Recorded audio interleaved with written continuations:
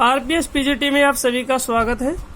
आइए, आज का हमारा टॉपिक है पंडित विष्णु नारायण भातखंडे।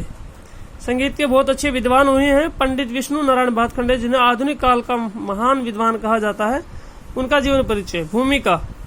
जिस प्रकार आसमान में करोड़ों तारे होते हैं लेकिन प्रकाश चंद्रमा से होता है, उसी प्रकार हमारे संगीत के क्षेत्र में बहुत से ऐसे व्यक्ति आए, लेकिन जो स्थान पंडित विष्णु नारायण भातखंडे का है, वही स्थान तारों के बीच चंद्रमा का है। जन्म। भातखंडे जी का जन्म 10 अगस्त 1860 को मुंबई में हुआ था। पंडित जी बचपन से ही बहुत विद्वान थे, बुद्धिमान थे। उनकी माँ उन्हें जो भी भजन सुनाती, उसे सुनकर वे ठीक उसी प्रकार उस भजन को सुना दिया करते थे। अर्थात संगीत की शिक्षा उन्हें अपनी माँ से ही विरासत में मिली। शिक्षा।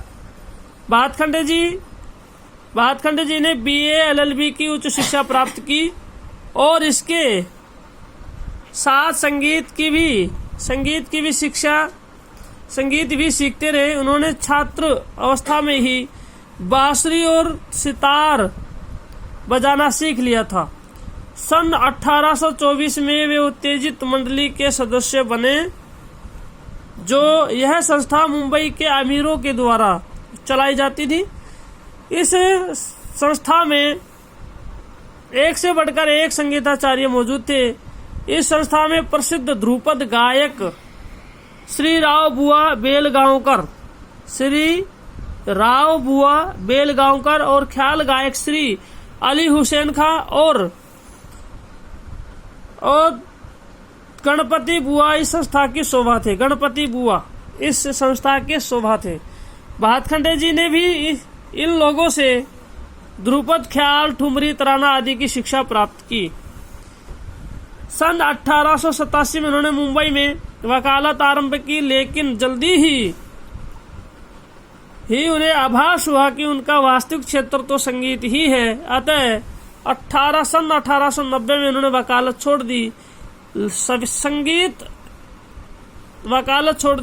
संगीत तीर्थों की यात्रा आरंभ की। इस यात्रा के दौरान भारत के प्राचीन संगीत का अध्ययन किया और बड़े बड़े उस्तादों को अपना गुरु बनाया और संगीत में शोध और अनुसंधान के मार्ग खोल दिए। उन्होंने संगीत पद्धति को एक नई भाषा लिपि प्रदान की। उन्होंने स्वर लिपि बनाई। उन्होंने सदियों से प्रचलित राग और राग नियमों को एकत्रित किया तथा उनको बंदिशों में लिपिबद्ध किया। उन्होंने संगीत को अपनी प्रतिभा से वैज्ञानिक रूप दिया और उनके मापदंड निश्चित किए। भातखंडे द्वारा रचित पुस्तकें। भातखंडे जी ने संस्कृत, हिंदी और अंग्रेजी में अनेक शोध ग्रंथों की रचना की। इनमें कुछ नाम इस प्रकार हैं। संस्कृत में लक्षण संगीत, अभिनव राग मंजरी, ताल लक्षणम आदि। हिंदी में है हिंदुस्तानी कर्मिक पुस्तक मालिका भाग 6, लक्षण गीत संग्रह भाग 3 आदि। अंग्रेजी भाषा में भी इन्होंने बुक लिखी, a short historical survey of north Indian music, comparative study of music system 15, 16, 17, 18 century. Hindustani संगीत पद्धति के प्रत्येक भाग में राग, इतिहास, आलाप, तान, स्थाई यंत्र आदि का विस्तार से वर्णन किया है। इन्होंने अपनी पुस्तक में हिंदुस्तानी संगीत पद्धति के प्रत्येक भाग में राग, इतिहास, आलाप, तान, स्थाई यंत्र आदि का विस्तार से वर्णन किया है। ये इनके पुस्तकों के बारे में नॉलेज थी। आगे हम जिक्र कर रहे हैं संगीत सम्मेलनों की शुरुआत। अर्थात पंडित विष्णु नारायण भातखंडे जी ने ही पहल करके शुरुआत की संगीत सम्मेलनों की, राष्ट्रीय संगीत सम्मेलनों की। भातखंडे जी के ग्रंथ प्रकाशित होते ही पूरे देश में उनका नाम प्रसिद्ध हो गया उनके सफल प्रयासों के समाचार संगीत प्रेमी राजाओं तक पहुंचे तो उन्होंने भातखंडे जी को अपने यहाँ आमंत्रित किया। सन 1907 में बड़ौदा के नरेश की सहायता से संगीत का सम्मेलन किया। उसी सम्मेलन में अखिल भारतीय संगीत अकादमी स्थापित करने का प्रस्ताव पास हुआ। बाद में 1918 में दिल्ली, 1919 में बनारस तथा 1925 में लखनऊ में संगीत सम्मेलन हुआ। इस अवसर पर देश के विशेष संगीतकार एक ही मंच पर एकत्रित होते और संगीत की समस्याओं पर मंथन करते और तथा अपनी अपनी कलाओं का प्रदर्शन करते। संगीत संस्थाओं की स्थापना।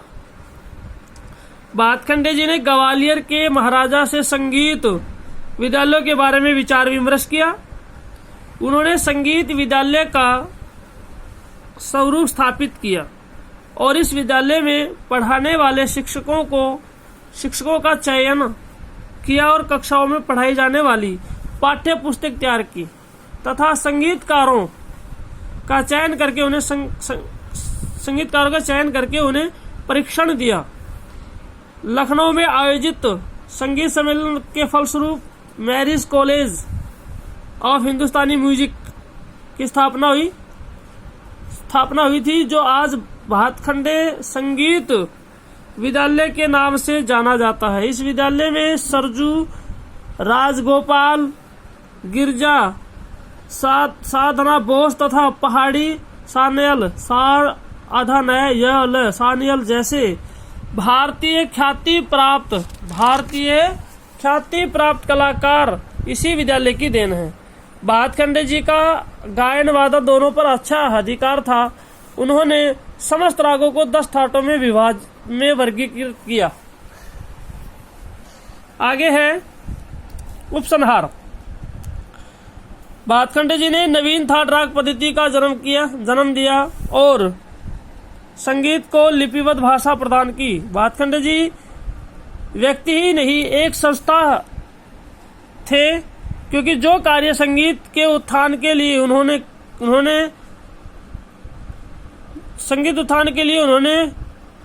किए वह पूरे संसार को याद रहेगा।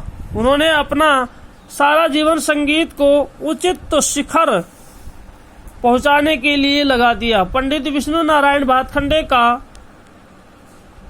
19 नवंबर 1936 को स्वर्गवास हो गया।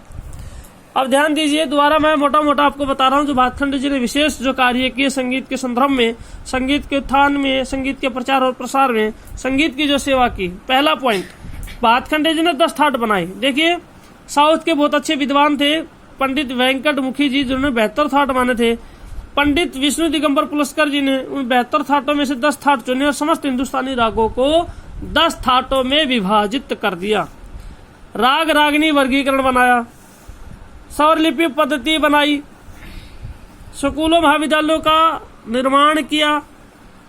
कविता करने में भी कुशल थे, ये कविता भी करते थे, कविताएं भी लिखते थे और उसमें अपना नाम चतुर पंडित लिखते थे, उपनाम चतुर पंडित लिखते थे। और विद्यालयों का संग्रह किया। चतुर पंडित इसलिए कहते थे क्योंकि बड़े बड़े उस्ताद लोगों को, गुरु लोगों की बंदिशें छुपकर सुनते थे और सभी बंदिशों को लिखते थे, संग्रह करते थे, इसलिए इन्हें चतुर पंडित कहा जाता था। तो ये थे पंडित विष्णु नारायण भातखंडे जी, जिन्हें आप अच्छे से सुनेंगे और सुन करके लिख करके जरूर देखेंगे। अपनी फेयर नोटबुक में जरूर इनका अपना जीवन परिचय लिखेंगे। धन्यवाद।